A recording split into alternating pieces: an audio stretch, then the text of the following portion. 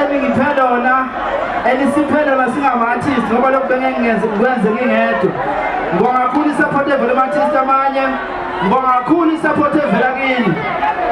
Mphakathi wasePhongolo nazi nasenza abantu, mphakathi waseZulu nazi nasenza abantu, mphakathi wase-South Africa nazi nalibamba iqhaza entweni enhle. Kuyinto engaphiwe ukuthi imicimbi emihle kanje siye sibone emadolobheni amakhulu. Amadolobha amakhulu-ke asuke ehlanganisa abantu abaningi, so mawukhanda i-event khona kunama-chance amaningi okuthi kube nomcimbi ofana nalo. Ngane zakwethu kusemakhaya la idolobha lana nje lincane eliseceleni-ke nokho ukusuka la usuke khona uze la kusho likhulu. Ngiyabonga kakhulu bafowethu i-support yenu anibanciyane neze neze. Angibonga kakhulu kubantu abahamba iqhaza ukuthi ningazi nalawo Phongolo bangaze ngoba sencula asiliphutha-ke lokho.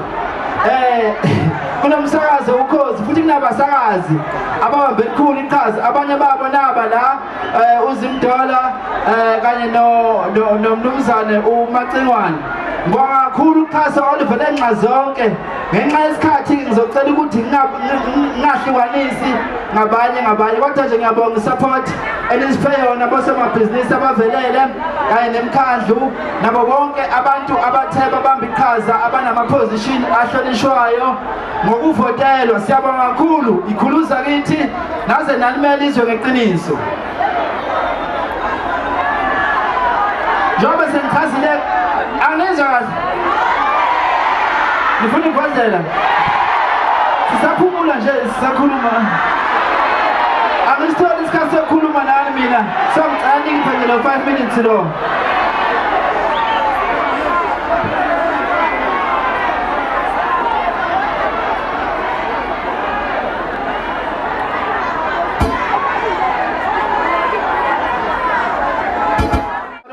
Lo uThobani ongumphathi weKMH esibambisene naye kahle kakhulu nobuye bamba iqhaza kwezinye zezinto eziningi esizenzayo.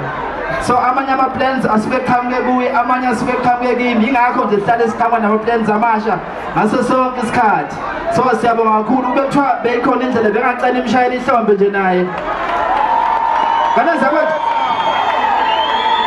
Ngicela ukuthi-ke sike sibe nomzuzwana nje sifule nayo ividiyo sithe sabamba iqhaza njengomphakathi onozwelo, njengamalungu omphakathi abuye ebe nozwelo kakhulu uma khona isimo esingahambi kahle.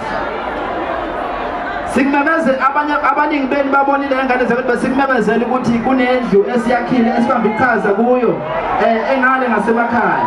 Kodwa ngenxa yokuthi sifakeliswe izimo-ke ey'fana nokuthi bakushoniwe ngokwendawo ngakithi awuvumelekile ukuthi wakhe noma usebenze umsebenzi wamandla. Sidileyile sangakwazi ukuthi siyiqede ngesikhathi, kodwa ngicela ukuthi ngenithatha isikhathi senu nibuke nayo ividiyo ezovela la. Umsebenzi-ke ngane zakwethu uyaqhubeka ngeviki elizayo sizoyiveza indlu ngokusemthethweni, sibanikeze ukhiye ngokusemthethweni abakuloya muze bathintekayo. Nikhumbuleke asikwenzi lokhu ngenhloso yokuthi sibukwe, asizami khona ukuphoqa i-content, kodwa sikwenza lokhu ngokusebenzisana nomphakathi. Ningabelungu bethu kanye zakwethu, so asikwazi ukuthi sijabule kukhona abangajabuli. Angazi noma sekuyavelani laphaya so far sisaphelele la, kodwa siyaqhubeka. Siyabonga kakhulu ngane zakwethu uxhaso enthe nabanalo nifakile imali, angeke siqamba manga kubonakele. Siyabonga kakhulu, gcana ishayela ihlamba ningatholi ithuba. Siyabonga, siyanithanda. Njengoba sengichazile phambilini, imicimbi efana nale ivame ukubonakala koThekwini. Cabanga ukuthi banganikala ngamehlo nje bapho umthobisi bezongifakazela. Ningaphezulu ka-15,000 akujwayelekile. Ngiyabonga kakhulu ngane zogcana ishayela ihlombe. Siyabonga. Ngenxa yesikhathi-ke sodedela abanye abaculi ngesikwazi ukuthi sicule kuze kuse ngenxa yokuthi phela asinaso lesilwane.